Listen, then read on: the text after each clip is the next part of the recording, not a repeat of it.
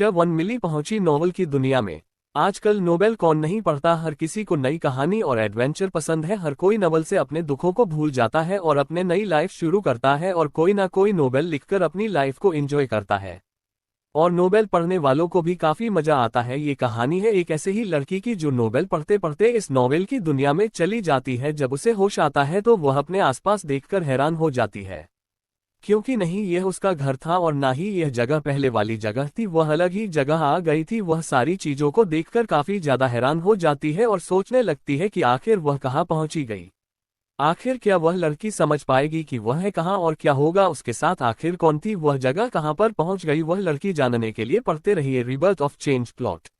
एक लड़की जो नोवेल पढ़ रही थी, वह नोवेल पढ़ते हुए अचानक से चिल्ला उठती है और कहती है, आखिर इस नोवेल की कहानी किस बेवकूफ ने लिखी है, अगर मैं होती तो छोड़ती नहीं।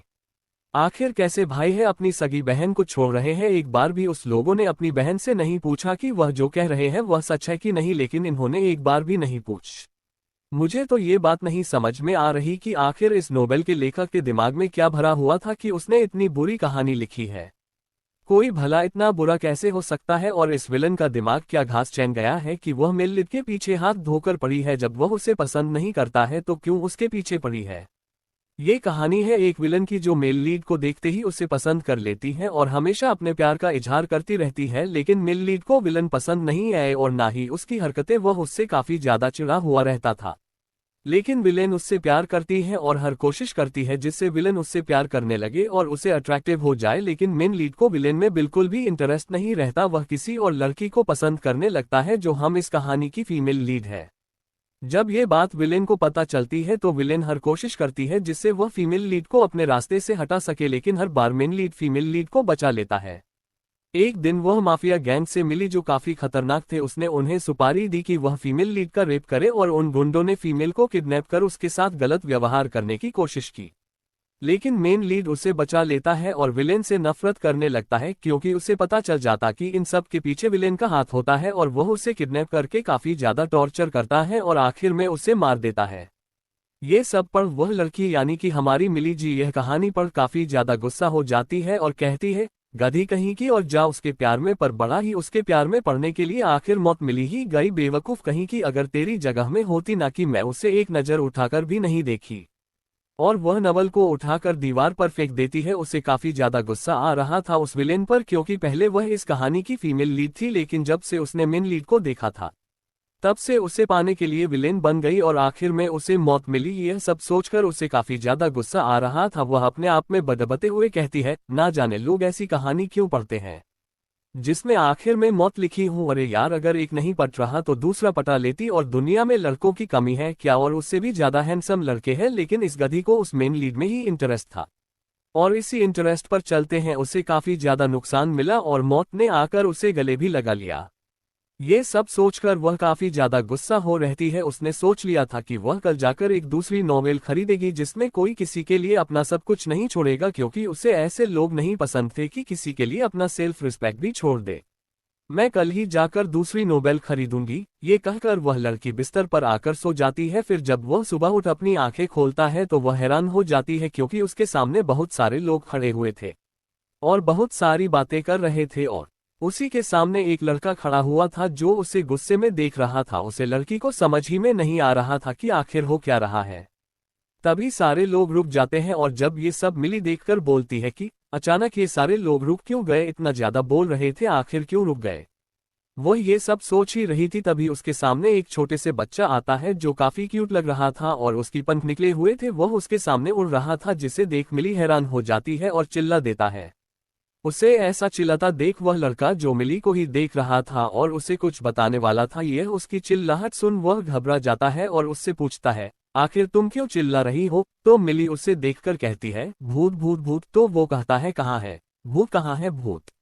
मिली उसे देखते हुए कहती है, खुद को ही पूछ रहे हो कहाँ है भूत, खुद को देखो, तुम ही तो भूत हो। मिली की बात सुन वह क्यूट सा बेबी उसे घूर कर देखने लगते हैं और कहता है, मैं कोई भूत नहीं हूँ, मैं एक नोवेल सिस्टम हूँ जी। नोवेल को तुम कल रात पढ़कर उसकी बुराई कर कर उसे बहुत बेतरतीब से फेंक दिया था, मैं उसी नोवेल का सिस्टम हूँ तुम्हारी लैंग्वेज में भूत। उसे क्यूट बेबी की बात सुन मिली हैरान हो जाती और वह उसे पूछने लगते, ये तुम क्या कह रहे हो? तुम मजाक कर रहे हो? मैं भला नोबेल की दुनिया में कैसे आ सकती हूँ? ये तो कहानी और नोवेल्स में होता है ना, असल दुनिया में तो ऐसा कुछ भी नहीं होता। मिली की बात सुन वह क्यूट बेबी उससे कहता है, हाँ नहीं होता है, लेकिन कभी कभी ऐसा कुछ हो जाता है जो हम कभी सोचते नहीं है। अभी जिस लड़की के बॉडी में हो वह इस कहानी की विलेन है और तुम्हें इस कहानी के प्लॉट को चेंज करना है। मिली यह सब सुनकर हैरान हो जाती है, उसे समझ में नहीं आता कि आखिर वह क्यूट सा बच्चा का कह क्या रहा है। वह तो अपने रूम में सो रही थी, फिर अचानक से वह यहाँ कैसे आ गई? वह यही सब सोचकर काफी ज्यादा टेंशन में आ जाती है और उस बच्चों से कहती है, लेकिन मैं यहाँ कैसे आई? मैं तो अपने रूम में सो रही थी ना। हाँ, लेकिन किसी वजह से तुम इस दुनिया में आ गई और तुम्हें इस लड़की की किस्मत को बदलना है। उसकी बात सुन मिली कहती है, ये कैसे हो सकता है? मैं तो अपने रियल वर्ल्ड थी, इस नॉवेल वर्ल्ड में कैसी आ गई? यह भला कैसे हो सकता है? जिस पर वह बच्चा कहता है, ऐसी कई सारी चीज है इस दुनिया में जो दिखती है और नहीं भी दिखती, जो होती है और नहीं भी होती। हम जितना सोचते हैं उससे कहीं ज्यादा अलग इस दुनिया में लोग रहते हैं और अलग चीज रहती है। जिस वजह से तुम इस दुनिया में आ गई। मिली उसकी बात सुन सोच में पड़ जाती है। उसे ऐसा सोचता देख वह छोटा सा बच्चा उसे कहता है कि अगर तुमने मेरे दिए हुए टास्क को पूरा कर दिया और इस कहानी को बदल दिया तो तुम वापस अपने दुनिया में जा सकती हो, वरना तुम इसी दुनिया में कैद रह जाओगी और तुम चाह कर भी कुछ नहीं कर सकती। आखिर क्या करेगी मिली? क्या वह उसे सिस्टम की बात मान जाएगी या फिर वह इसी दुनिया में कैद रह जाएगी? जाने के लिए सुनते रहिए। चटू मिली ने की आदित्य की बेइज्जती। हमने देखा कि मिली उसकी बात सुन सोच में पड़ जाती है। उससे ऐसा सोचता देख वह छोटा सा एंजल उसे कहता है कि अगर तुमने मेरे दिए हुए टास्क को पूरा कर दिया और इस कहानी को बदल दिया तो तुम वापस अपने दुनिया में जा सकती हो, वरना तुम इसी दुनिया में कैद रह जाओगे और तुम चाह कर भी कुछ नहीं कर सकती। अब आगे उस बच्चे की बात सुन मिली सोच में पड़ जाती है। वह सोचते हुए कहती है कि वैसे मुझे इस कहानी बिल्कुल भी पसंद नहीं। अब मुझे मौका मिला है क्योंकि ना मैं इस कहानी को बदल दूं और मैं इस कहानी को वैसा ही बना दूं जैसा मैं चाहती हूं। मिली की बात सुन वह छोटा सा बच्चा कहता है, अगर तुम चाहो तो ऐसा हो सकता है। तुम्हें इस कहानी के प्लॉट को बदलना है, तुम्हें इस कहानी की विलेन को विलन बनने से रोकता है और तुम्हें मेन लीड और फीमेल लीड से दूर रहना है। जिस पर मिली आंख मारते हुए कहती है, तू फिक्र मत करो छुटकी, मैं सब संभाल लूंगी। मैं इस कहानी के हीरो हीरोइन को बिल्कुल भी डिस्टर्ब नहीं करूंगी, मैं उनसे दूर रहूंगी। वैसे भी मुझे इस कहानी का हीरो बिल्कुल भी पसंद है, इसलिए तुम फिक्र मत करो। मिली की बात सुन छोटा सा बच्चा अपना सारा मिला आता है, फिर कहता है, पहली बात तो मेरा नाम चुटकुले तुम मुझे चीकू कर सकती हो और दूसरी बात कि तुम्हें ऐसा ही करना है, वरना तुम्हारी बिल्कुल वैसे ही मौत हो गई जैसे इस कहानी की विलेन की मौत हुई थी। मिले उसकी बात सुन अपना सारा नहीं लाती है। फिर वह देखी है कि उसके सामने एक हैंडसम लड़का खड़ा हुआ है जो उसे गुस्से से देख रहा है। अभी तो टाइम रुका हुआ है इसलिए वह उसके सारे फीचर्स को देख रहे थे। वह अपने मन में छोड़ दिया, ये हैंडसम है लेकिन मुझे ये बिल्कुल नहीं पसंद, इसे तो फीमेल लेडी ही मुबारक।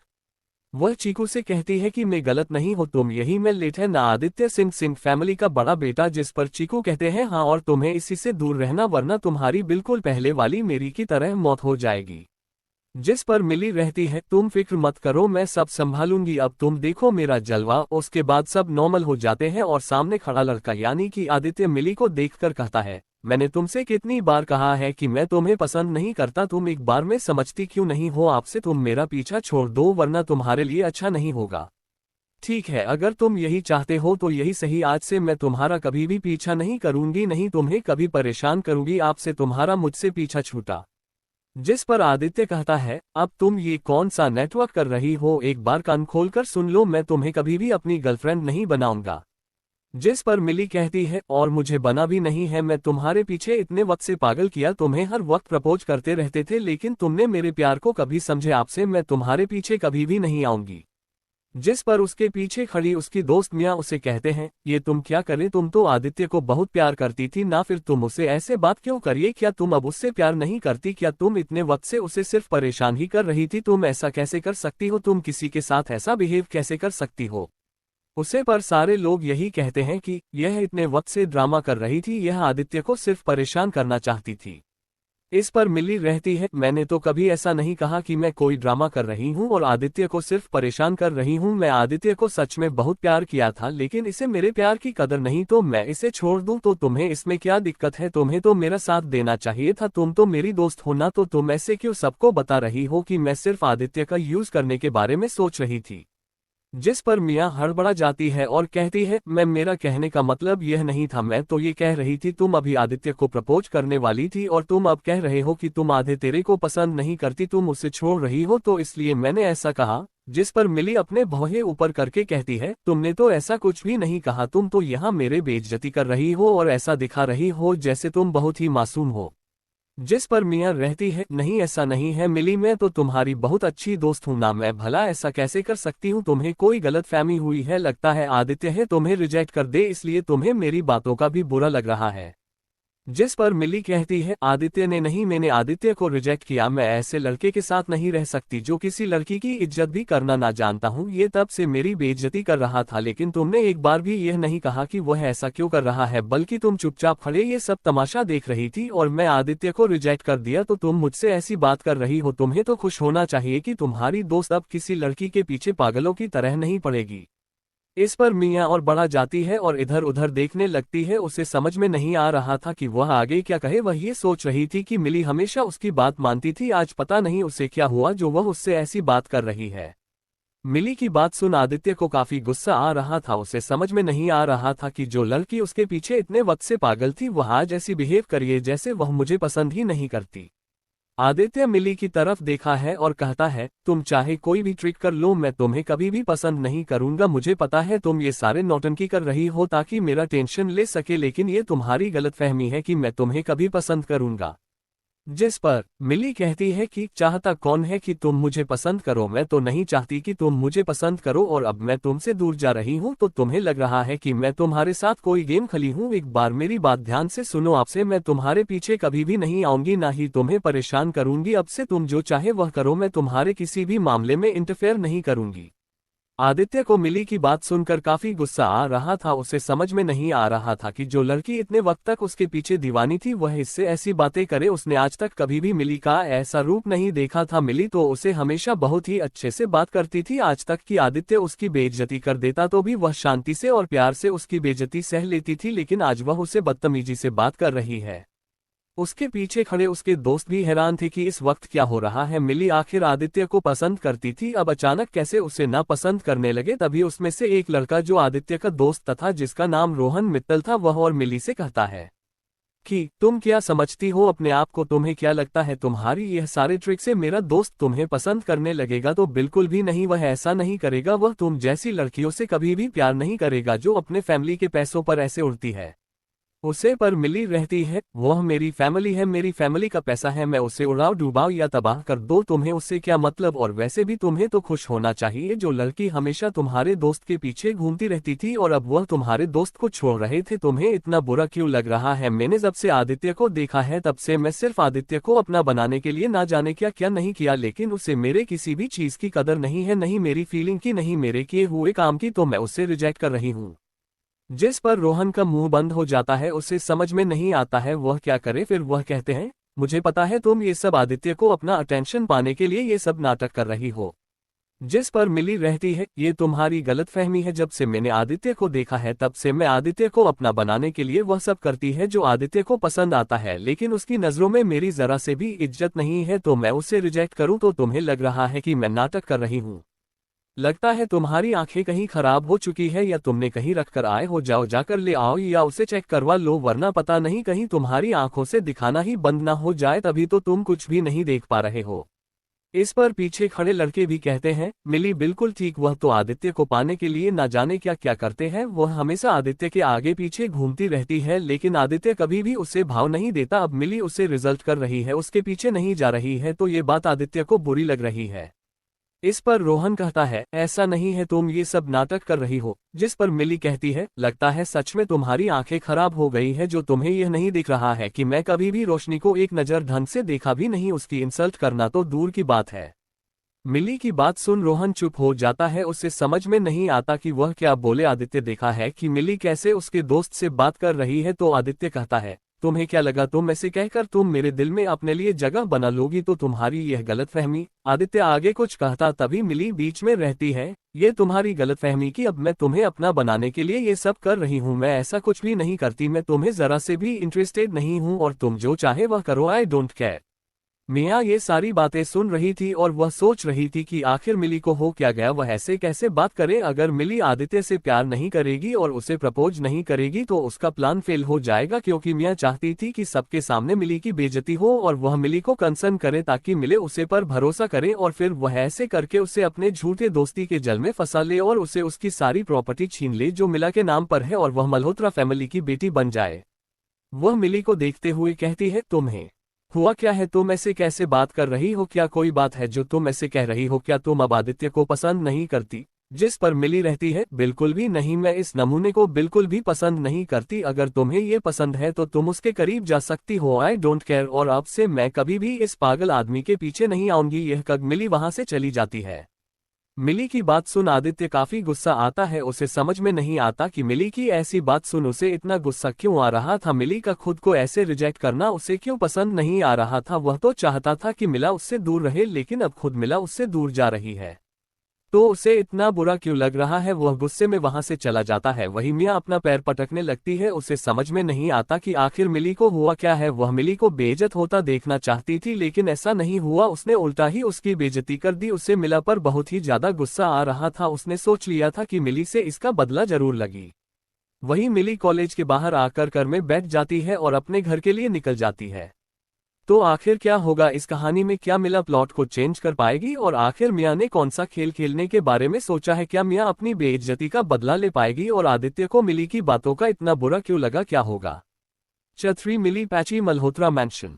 तो उसे इतना बुरा क्यों लग रहा है? वह गुस्से में वहां से चला जाता है। वही मिया अपना पैर पटकने लगती है। उसे समझ में नहीं आता कि आखिर मिली को हुआ क्या है। वह मिली को बेइज्जत होता देखना चाहती थी, लेकिन ऐसा नहीं हुआ, उसने उल्टा ही उसकी बेइज्जती कर दी। उसे मिला पर बहुत ही ज्यादा गुस्सा आ रहा था। उसने सोच लिया था कि मिली से इसका बदला जरूर लगी। वही मिली कॉलेज के बाहर आकर घर में बैठ जाती है और अपने घर के लिए निकल जाती है। अब आगे मिली घर के लिए निकल जाती है। अपने पीछे लोगों को गुस्से और कंफ्यूजन में छोड़कर मिली की कार मल्होत्रा मेंशन के आगे आकर रुकती है और वह घर से निकलकर घर में जाने लगती है। मिली उसे कार में बैठकर बाहर की तरफ देख रही थी। वह बाहर के नज़ारे को देखकर मेरी सोच रही थी कि कल हो एक अनारकी, आज उसके पास एक फैमिली। भले ये फैमिली नवल की दुनिया से उसे मिली की है, लेकिन यह अब तो मेरी फैमिली है। मिला यही सोच रही थी। वह बचपन से लेकर बड़े होने तक अनाथ थी और आज इस घर की फैमिली बन गई। उसे आज अंदर से काफी खुशी हो रही थी। भले ही उससे यह बात पता थी कि वह एक नवल की दुनिया में और एक विलन की बॉडी में है, लेकिन वह फिर भी काफी खुशी थी। उसे उस दुनिया में नहीं तो कम से कम इस नॉवेल की दुनिया में एक फैमिली तो मिली जिससे वह अपना कह सकती है। वह ये सब सोकर काफी खुश हो रही थी। उसने सोच लिया था कि जो मिली के साथ जो हुए वह अपने साथ नहीं होने देगी। वह अपनी फैमिली को कभी भी हॉट नहीं करेगी और ना करने देगी। वह यही सब सोच रही थी कि आगे क्या होगा। वह अपने भाइयों के बारे में भी सोच रही थी। उसने नोबेल पढ़ा हुआ था। उसके भाई उसे हमेशा समझते हैं कि वह आदित्य से दूर है, क्योंकि आदित्य उसे पसंद नहीं करता था, इसलिए वह नहीं चाहते थे कि इससे उसकी प्रिंस को कोई भी तकलीफ हो। लेकिन मिली कभी भी उनकी बातों का गलत मतलब निकालकर उनसे ही गुस्से करती रहती थी। मिली को लगता था कि उसके पास उसे अब प्यार नहीं करते, इसलिए वह नहीं चाहते कि वह आदित्य को अपना बनाए। उन्हें यही लगता है कि आदित्य को वह डिजर्व नहीं करती, लेकिन उसे नहीं पता था कि उसके बाद उसे बहुत प्यार करते हैं और वह नहीं चाहते थे कि किसी की वजह से उसकी प्रिंस को हॉट हो। उन्हें पता था कि आदित्य रोशनी को प्यार करता है और मिली को नहीं। उन्हें पता था कि वह हमेशा मिली को हॉट कर देता है अपनी बातों से, लेकिन मिली पागलों की तरह आदित्य के पीछे पड़े हुए, इसलिए वह नहीं चाहते थे कि मिली आदित्य की बेइज्जती शहर और अपनी लाइफ को खराब कर दे। आदित्य के नाम पर हमेशा उसके और उसके भाइयों में झगड़े होते रहते थे। मिली को हमेशा यही लगता था कि उसके भाई नहीं चाहते थे कि आदित्य को वह पसंद करे, इसलिए वह अपने भाइयों से भी नफरत करने लगी थी, वह भी अपनी उस दोस्त की वजह से जो उसकी दुश्मन बनी फिर रही है। मिया हमेशा उससे ये कहती थी कि उसके भाई नहीं चाहते थे कि मिली की शादी आदित्य से हो, इसलिए वह हमेशा मेरे को रोकने रहते थे। यह बात जब मिली को मिया बताती तो मिली को काफी ज्यादा गुस्सा आता और अपने भाई से नफरत होने लगती। मिली हमेशा अपने भाइयों से बुरी तरीके से बिहेव करते, लेकिन उसके भाई उससे मिली हमेशा मियाँ की बातों में आकर अपने भाइयों का नुकसान करवा देती थी बिजनेस में, जिससे आगे चलकर मिली के भाइयों का सारा बिजनेस तबाह हो जाता है और वह बैंकक्रप्ट हो जाते हैं। लेकिन मिली को इस बात का कोई भी दुख नहीं होता। वह आदित्य के पीछे हमेशा पड़ी रहती थी, लेकिन आदित्य उसे जरा सा विवाह नहीं देता। मिली जब देखी है कि आदित्य उसे छोड़कर रोशनी को प्यार करता है था तो मिली को ये बिल्कुल नहीं पसंद पड़ता और वह रोशनी को टारगेट करना शुरू कर देती, वह भी मियाँ के कहने पर। मियाँ जो भी कहते मिली वह हमेशा वही करती, और जब ये बात आदित्य को पता चले कि मिली रोशनी को हॉट कर रही है तो वह उसे काफी बुरी सजा देता और आखिर में मियां के कहने पर मिली ने रोशनी को कार से एक्सीडेंट करवा दिया, जिससे रोशनी की काफी बुरी हालत हो गई। और यह बात जब आदित्य को पता चली तो उसने मेरी को किडनैप करके उसे काफी टॉर्चर किया और आखिर में उसे बहुत बुरी मौत देता। जब ये बात मिली सोचती है तो वह यही कहती है कि इससे पहले वाली मिली एक नंबर की बेवकूफ थी, जो उसे धोखेबाज दोस्त मियां की बातों पर जरा सा भी शक नहीं हुआ कि वह उसे हमेशा फंसा देती थी। लेकिन अब वह ऐसा का कुछ नहीं होने देना, वह अपनी फैमिली को बर्बाद होने देगी नहीं। वह उसे आदित्य के पीछे पागल हो गई। वह सोच लिया था कि उसे हमें अब आगे क्या खाना है, ये सोच वह घर के अंदर जाने लगती है। जब वह घर के अंदर पहुंचती है तो वह देखते हैं कि लिविंग एरिया में उसकी बड़ी मां गीता मल्होत्रा और उसकी मां चांदनी मल्होत्रा और दादी रागिनी मल्होत्रा बैठी हुई थी और आपस में बातें कर रहे थे। वह उन्हें देख काफी खुश होती है और अंदर चली जाती है।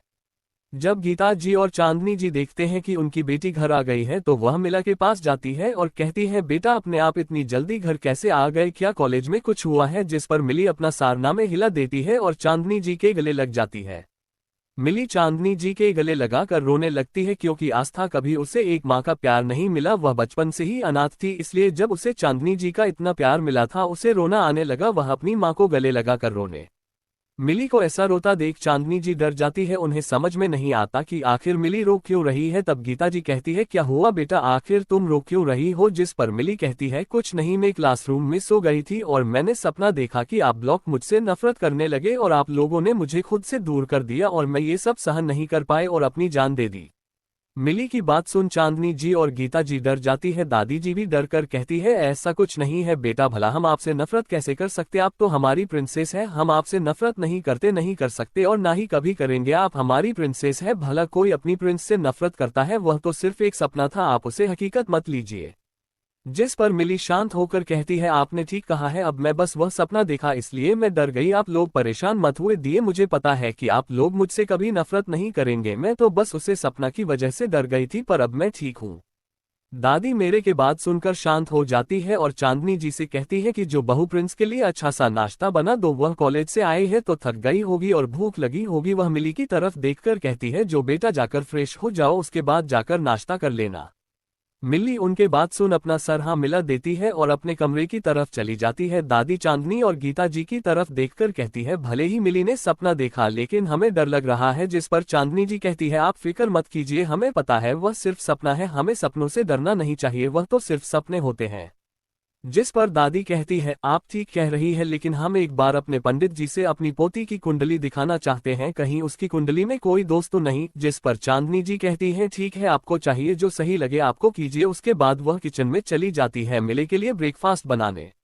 वहीं दूसरी तरफ मिली अपने रूम की तरफ जाते हुए हर चीज बड़े ध्यान से देख रही थी, क्योंकि आज तक उसने कभी इतना खूबसूरत घर नहीं देखा था। वह जहां रहती थी वह 2 BH का फ्लैट था, जहां अपने जब से पैसे बचते थे तो वह उन्हें सजाने में लगती थी और वह चीज कीमती नहीं होती, लेकिन यहाँ हर चीज काफी कीमती है। मिली यह सब देखकर काफी खुश हो रही थी। वह अपने रूम की तरफ जाती है। वह अपने रूम का दरवाजा खोलकर अंदर देखी है तो हैरान हो जाती, क्योंकि मिली काफी ज्यादा खूबसूरत था, वह किसी प्रिंसेस के रूम की तरह था। मिली अंदर रूम में जाती है और हर चीज को काफी एक्साइटेड होकर देख रहे थे। उसे यकीन नहीं हो रहा था कि यह उसी का रूम है। वह हर चीज को टच कर कर देख रही थी। वह कहती है, मुझे यकीन नहीं हो रहा कि यह मेरा रूम है, कोई मुझे जाकर छोटी काटो, मुझे यकीन नहीं हो रहा है कि यह मेरा रूम है। ये काम मिला काफी ज्यादा खुश हो जाती है। फिर मिली हर चीज को देखकर फ्रेश होने चले जाते हैं। वह फ्रेश होकर अपने आप को मिरर में देखती है तो वह देखते ही रह जाती है, क्योंकि यह मिली काफी ज्यादा खूबसूरत थी। उसकी नीली आंखें और ब्राउन हेयर थे। वह दिखने में किसी प्रिंस से काम नहीं लग रही थी। उसे कोई देख ले तो दोबारा देखने को दिल करे, ऐसा चेहरा था उसका। अपने आप को देखते हुए कहती है, वाह यह मिली काफी ज्यादा खूबसूरत है, लेकिन आपसे यह मिली तो मैं हूं ना, यानी कि मैं इतनी ज्यादा खूबसूरत हूं है किसी की नजर ना लगे मुझे, आखिर मैं इतनी खूबसूरत जो हूं। लेकिन मुझे हैरत हो रही है कि वह का आदित्य इतनी खूबसूरत लड़की को छोड़ उसे रोशनी के पीछे पागल हो गया। छोड़ मेरा क्या है, मैं तो काफी खुश हूं कि मुझे उसे आदमी से पीछा छूटा। चफोर मिली का अपने भाई से मिलना। अब आगे मिली यह सब सोकर तैयार हो जाती है और नीचे आती है। वह नीचे आकर डाइनिंग टेबल पर बैठ जाती है और उसकी माँ चांदनी उसके लिए लंच लगा देते हैं। वह लंच करते हुए कहती हूँ, मोम आपके हाथों में जादू है, आपने कितना अच्छा लंच बनाया है। अपनी बेटी के बात सुन चांदनी जी खुश हो जाती है और कहती है, तुम आराम से अपना लंच करो। जिस पर मिली कहती है, ओके माँ। ये कहा वह अपना लंच करने लगती है।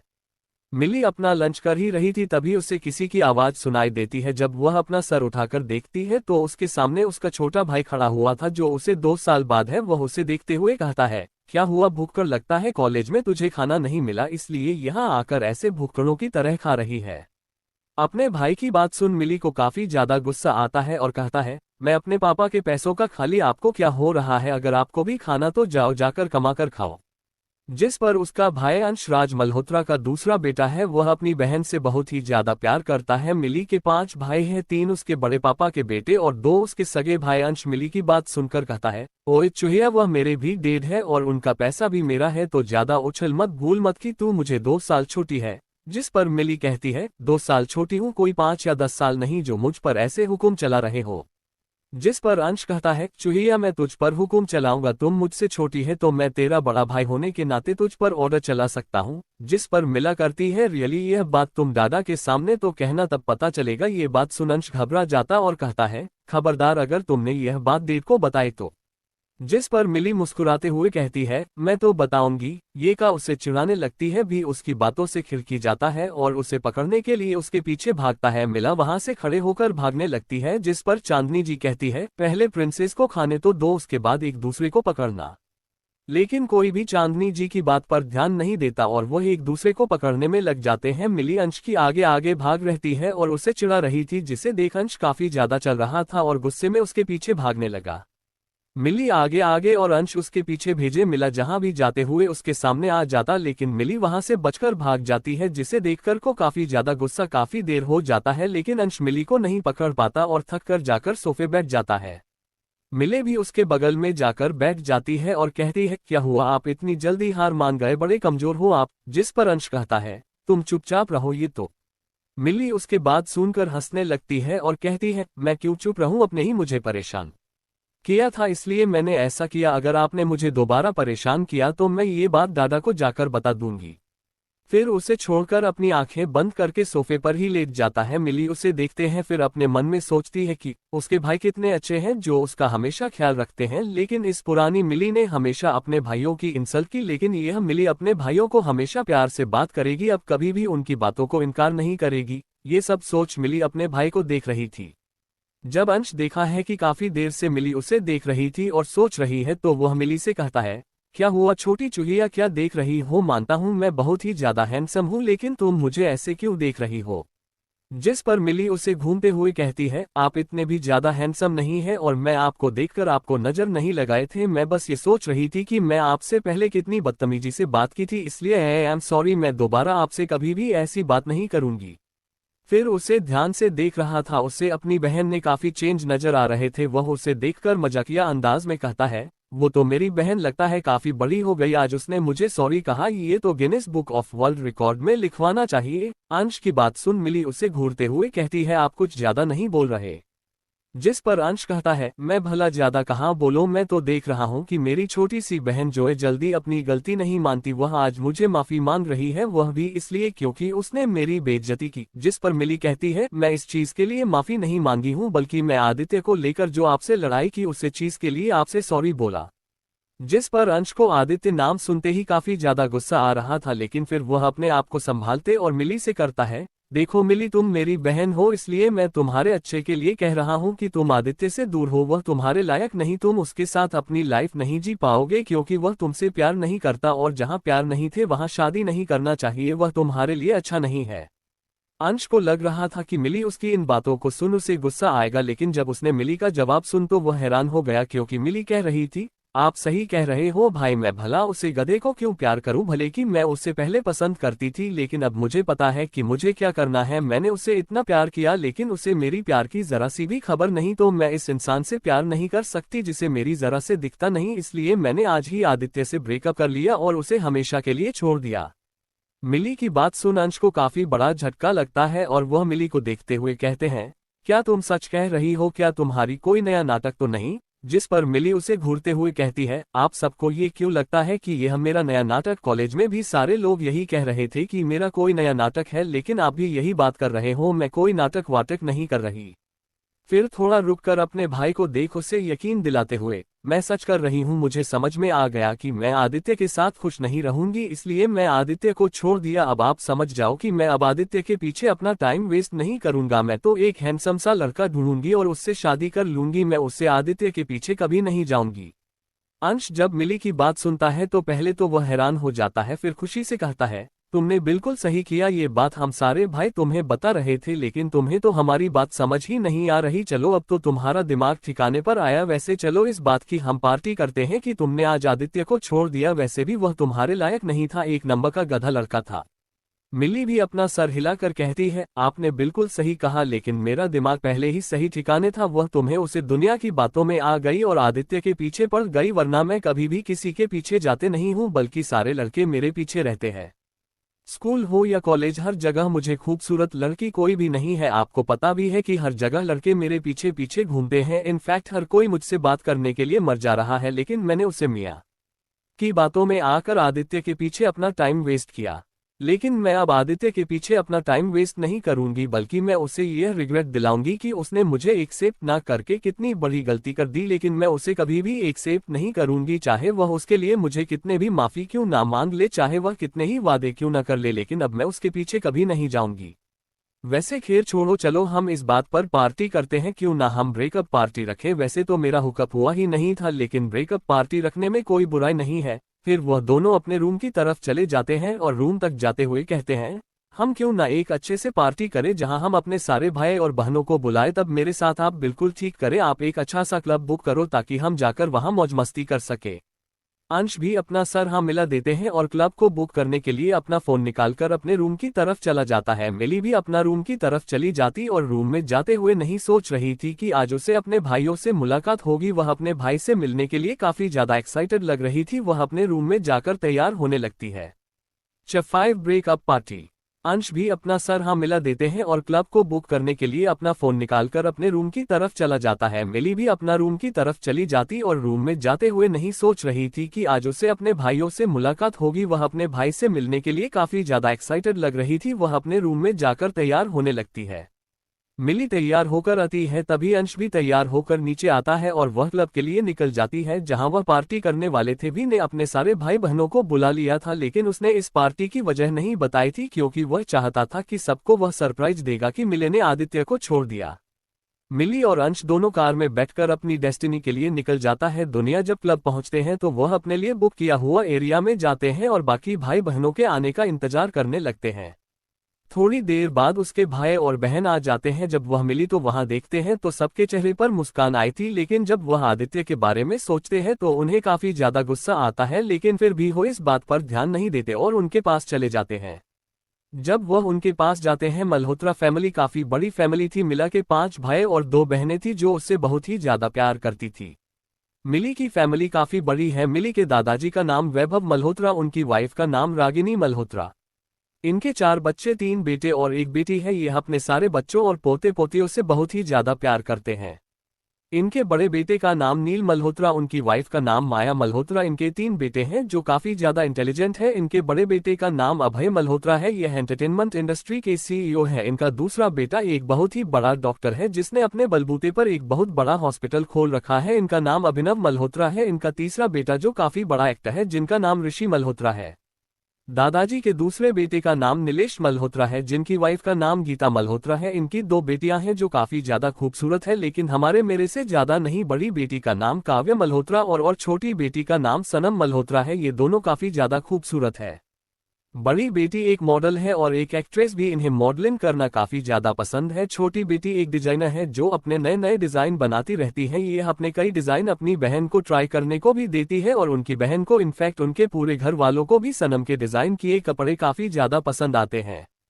दादाजी की बेटी का नाम कियारा सिंह, ये से फैमिली की बहू है। इनके 2 बच्चे हैं, पहले बेटा दूसरा बेटी। बेटे का नाम रुद्रा और बेटी का नाम रुद्र है। उनके हस्बैंड का नाम मोहन सेन है। ये अपने फैमिली में दूसरे नंबर पर आते हैं। दादाजी के तीसरे बेटे का नाम राज मल्होत्रा और उनकी वाइफ का नाम चांदनी मल्होत्रा है, जिनकी 2 बेटे हैं और 1 बेटी है। बड़े बेटे का नाम अयांश मल्होत्रा है और छोटे बेटे का नाम अंश मल्होत्रा और सबसे छोटी बेटी का नाम यानी हमारी विलेन मिली मल्होत्रा है। हमारी विलेन अपने घर की राजकुमारी है, ये बचपन से ही अपने माँ बाप और पूरे परिवार के लाड प्यासी है, थोड़ी घमंडी हो गई है जिसके चलते वह अब आदित्य के प्यार में पड़ जाते हैं क्योंकि आदित्य काफी बड़ा बिजनेसमैन भी है और सिम फैमिली का बड़ा बेटा भी है। मिली को हमेशा यही लगता था कि आदित्य अनिल फैमिली से है, इसलिए वह सिर्फ मिली को ही डिसर्व करता है, इसलिए वह हमेशा आदित्य के पीछे पागल बनती फिरती थी। वह हमेशा आदित्य को अपना बनाने के लिए ना जाने क्या क्या करती थी और इसमें उसकी दोस्त मिया भी साथ देती थी क्योंकि वह मिली को आदित्य की नजरों में गिरा आना चाहती थी और पूरे फैमिली के और कॉलेज के सामने उसकी रेपुटेशन गिरना चाहिए ताकि सब मिली को गलत समझे और मिली को मल्होत्रा फैमिली अपनी प्रॉपर्टी से निकाल दे और वह मासूम और भोली भली बनाकर उन्हें अपने मासूमियत के जल में फंसा सके, क्योंकि उसे लगता था कि जो जगह मिली की है वह जगह उसकी होनी चाहिए थी। हर किसी को उसके आगे पीछे घूमना चाहिए था, लेकिन सब मिला के आगे पीछे घूमते हैं जिससे मिया को काफी ज्यादा जलन होती थी, इसलिए उसने अपने आप को सबके सामने मासूम बना दिया और मिली को बुरा। वह सब की ये दिखाती कि मिया अच्छी लड़की और वह उसकी मदद करती रहती है, लेकिन मिली को ये बात नहीं पता रहती कि मिया कितनी बुरी लड़की है। वह मिली को अपने मासूमियत अच्छे पान के जाल में भाषा का आदित्य की नजरों में गिरा देती है और पूरे फैमिली की नजरों में भी वैसे आगे चलकर मिली को एक दर्दनाक मौत मिलती है। मिले ये सब सोच रही थी कि मिला के पास इतना बड़ा परिवार, कितना अच्छा और इतना प्यार करने लगा भाई और इतने प्यार करने वाली बहनें थी, लेकिन मिली ने मिया के बातों में आकर अपने भाई बहन से नफरत करना शुरू कर दिया और न जाने मियाँ की बातों में आकर कितनी सारी गलती कर दी को आंखों में उसे मौत के हवाले होना पड़ा। वह ये सब सोच रही थी तब उसने अपना ध्यान उन सब से हटकर अंश की तरफ देखते हुए कहा, अंश भाई सारे भाई कब आएंगे। मिले की बात सुनकर पीछे से आवाज आती है कि हम आ गए। मिली और उनसे दोनों पीछे मुड़कर देखते हैं तो खुश हो जाते हैं और जाकर अपने भाई बहनों से गले मिलते हैं। मिली अपने भाई बहनों से मिलकर काफी ज्यादा खुश होती है क्योंकि अपने पिछले जन्म में वह आना थी, उसे कभी भी भाई बहनों का प्यार नहीं मिला था, लेकिन इस जन्म में वह सब कुछ मिल रहा है, इसलिए वह काफी ज्यादा खुश है। सारे भाई बहन एक दूसरे से मिलते हैं और फिर आपस में बातें करने लगते हैं। मिली अपने भाई बहनों को देखकर कहती है, आई एम सॉरी एवरीबॉडी, मुझे माफ कर दो, मेरी वजह से आप लोगों काफी होता हुआ होगा। मिली की बात सुन सारे हैरान हो जाते, वह समझ ही नहीं पाते कि मिली आखिर उनसे माफी क्यों मांग रही। तब मिली रहती है, मुझे पता है कि हम लोग को मेरी बातों का काफी ज्यादा बुरा लगा होगा, लेकिन अब से मैं ऐसा कुछ भी नहीं करूंगी जिससे आप लोगों को मेरी वजह से हर्ट फील हो। अभय मिली को देखते हुए कहता है, डोंट वरी प्रिंसेस, हमें पता है कि आप बुरी नहीं है, लेकिन बड़े कुछ समझे तो समझ जाना चाहिए क्योंकि बड़े हमेशा बच्चों की भलाई के बारे में ही सोचकर कुछ कहते हैं। जिस पर मिली कहती है, मुझे समझ में आ गया है भाई कि आप लोग सही थे और मैं गलत। मैं आज से कभी भी आप लोग साथ पता नहीं जैसे बात नहीं करेंगे, नहीं कभी आप लोगों को हट करूंगी। मिली की बात सुनकर अभय कहता है, आई नो डियर, लेकिन अब तुम्हें समझ में आ गया, यही बहुत बड़ी बात है, अब तुम परेशान मत हो। तब मिली रहती है, ओके भाई, मैं अब से वह सारे काम करूंगी जो आप लोग मुझे कहेंगे। जिस पर अयाश मिली को देखते हुए कहता है, तो ठीक है, तुम आदित्य को छोड़ दो, अगर तुम ये काम कर दोगी तो हम तुम्हें माफ कर देंगे। ये बात सुनकर सारे शांत हो जाते हैं और वह सारे मिली को देखने लगते हैं क्योंकि उन्हें पता होता है कि मिली आदत से कितना ज्यादा प्यार करती है। कोई आदित्य के बारे में कुछ बुरा बोल दे तो ये बात मेरे को बर्दाश्त नहीं होगी। उन्हें अब ये फिक्र हो रही थी कि यही अयांश की बात सुनकर मेरे को गुस्सा न आ जाए, लेकिन मिली की बात सुनकर सबको हैरानी होने लगे क्योंकि मिली ने कहा ही कुछ ऐसा था कि किसी को यकीन नहीं हो रहा था। मिली कहती है कि ओके अयांश भाई, मैं अब से आदित्य के बारे में कभी नहीं सोने नहीं, आदित्य की वजह से आप लोगों से जिला रिस्पेक्ट से बात करेंगे, बल्कि मैं आदित्य को कभी भी प्यार नहीं करूंगा। मैं आज ही आदित्य से अपना ब्रेकअप कर लिया जो कभी पैचअप हुआ ही नहीं था। अयांश जो अंदर ही काफी ज्यादा घबराहट रखेगे कहीं मिली उसकी बात सुनकर गुस्सा ना हो जाए और पहले जैसी ना हो जाए, लेकिन मिली की बात सुनकर वह भी काफी ज्यादा हैरान हो जाता है। फिर काफी देर तक कोई होश में नहीं आता। तब मिले सबको देखकर कहती है, क्या हुआ, आप लोग मुझे ऐसे क्यों देखे। तब सारे लोग होश में आते और सारे लोग मिलकर मिली को खेलते हुए के कई सारे सवाल पूछने लगते हैं। मिली उनके किसी सवाल के जवाब देती उससे पहले ही कोई और सवाल पूछ लेता, जिसे मिला काफी ज्यादा परेशान हो जाते हैं। उसे समझ में नहीं आ रहा था कि वह किसके सवालों के जवाब दो। अपने भाई बहन की बातें सुनकर उससे प्रोस्टेट होने लगती और चिल्ला देता है। मिली की ऐसे चिल्लाने से सारे लोग शांत हो जाते हैं। तब मिली उन्हें शाम देखते हुए कहती है, आप लोग एक एक करके मुझसे सवाल कीजिए, ऐसे कई सारे सवाल एक साथ पूछोगे तब मैं किसके सवालों के जवाब दे पाऊंगी। जिस पर पहले अभी मिली को देखते हुए कहता है कि क्या तुम अब आदित्य के पीछे नहीं जाओगी। जिस पर मिली अपना सरना में हिलाकर कहती है, बिल्कुल, मैं आपसे आदित्य के पीछे कभी नहीं जाएंगे। जिस पर अभिनव कहता है, मैं कैसे मांगू, तुम तो हमेशा आदित्य के पीछे पड़ी रहती हो, हमेशा उसे अपना बनाने के लिए, उसे पटाने के लिए ना जाने कौन कौन सी तरीके करती रहती हो, लेकिन तुम अचानक ऐसे बात करोगी मुझे यकीन नहीं हो रहा, क्योंकि इससे पहले भी तुमने ऐसा कई बार कहा, इसलिए मुझे यकीन नहीं हो रहा। तब मिली हंसते हुए कहते हैं कि अब आप यकीन कर लो कि मैं आज से ही आदित्य को छोड़ दिया, मैं आदित्य के पीछे नहीं जाऊंगी। मैंने उससे यह बात क्लियर कर दी थी कि मैं ये प्रपोजल लास्ट बार कर रही हूं और दोबारा मैं कभी उसके पीछे नहीं जाऊंगी, फिर भी उसने मुझे रिजेक्ट कर दी, इसलिए मैं उसके पीछे कभी नहीं जाऊंगी। तब काव्य रहती है कि हम तो तुम्हें ये बात कई बार समझा चुके, लेकिन तुम्हें हमारी बात कभी सुनती नहीं हो, तुम तो अपने उसे मियां नाम की दोस्त की हर बात मानती हो, वह जो भी कहती है तुम वह करने लग जाती हो। हमने तुमसे कितनी बार कहा है कि तुम्हारे लिए आदित्य अच्छा नहीं है, लेकिन तुम हमेशा मियां की बातों में आ जाती हो, मुझे तो वह मियां ही बहुत गलत लगती है, उससे मुझे नेगेटिव वाइब आती है। तब मिली रहती है, लेकिन अब मैं नहीं आदित्य के पीछे हूं और ना एक उसे दुनिया की बातों में आऊंगी, क्योंकि मुझे समझ में आ चुका है कि आदित्य मेरे लिए कभी बन ही नहीं था। मैं पागलों की तरह आदित्य के पीछे पड़े रहे, लेकिन उसने कभी कभी नहीं की, इसमें मैंने उसे छोड़ दिया। और रही बात मेरे दोस्त मियां की, और मुझे समझ में आ चुका है कि वह मेरी दोस्त के नाम की है, उससे मुझे कोई भी मतलब नहीं, उससे सिर्फ मेरी बेइज्जती करना पसंद है, क्योंकि उसी ने मेरे दिमाग में यह बात भर कि आदित्य सिर्फ मेरे लिए ही बना है, इसलिए मैंने उसकी बात मानकर वह हर काम किया जो आदित्य को पसंद आए। लेकिन आदित्य मुझे पसंद करने की वजह मुझसे नफरत करने लगे, सिर्फ उसे मियां नाम की दोस्त की वजह से। लेकिन आज से मैं कभी मियां की बातों पर यकीन नहीं करूंगी। तब सनम भी कहती है कि मैं तुम्हें पहले ही वार्निंग दी थी कि मियां से दोस्ती मत करो, वह अच्छी नहीं है, उसके इरादे अच्छे नहीं है, वह तुम्हें बर्बाद कर देगी, लेकिन तुम हमारी बात नहीं मानती थी। चलो अब तुम्हारी आंखें खुल गई, यह अच्छी बात है, अब तुम दूसरों के लिए हमसे नाराज नहीं हो गया, नहीं हमसे नफरत करोगी। जिस पर मिली अपना सर नीचे लेती है और कहती है, मुझे समझ में आ गया कि आप लोग ही मेरे अच्छे बुरे में हमेशा मेरा साथ दोगे, आप लोग मेरा सिर्फ अच्छा चाहते थे, लेकिन मैंने उसे मियां की बातों में आकर आप लोग से इतनी बदतमीजी से बात की। जिस पर अभिनव खड़ा होता है और कहता है, तुम फिक्र मत करो, हमने तुम्हें माफ किया, मैं तुम्हारी बातों का बुरा लगता था, लेकिन अब तुमने हमसे माफी मांग ली, इसलिए हमने तुम्हें माफ कर दिया, और अब से तुम कभी भी आदित्य के पीछे मत जाना, क्योंकि इस दुनिया में बहुत सारी लड़कियां जो तुमसे प्यार करते हैं, जो तुम्हारे लिए कोई ना कोई तो होगा ही।